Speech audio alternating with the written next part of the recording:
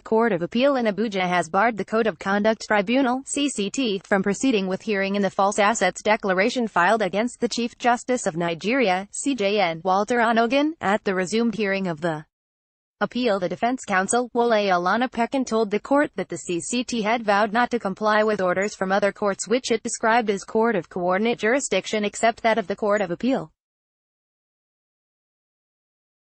He, however, emphasized on the issue of jurisdiction raised before the CCT, which according to him was ignored.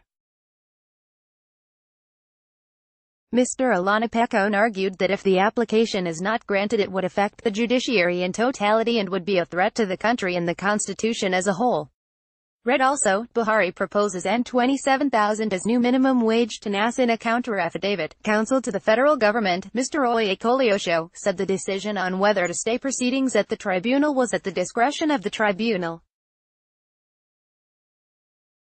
He drew the court's attention to the fact that the lower tribunal adjourned the hearing of the application challenging its jurisdiction, which was at the instance of the Defence Counsel, and if the court stays proceedings, the tribunal cannot decide on the issue of jurisdiction. Justice Abdullah Boki, who presided over the appeal, wasted no time after the arguments to order the CCT to stay proceeding pending the determination of the appeal and adjourned to January 30, 2019.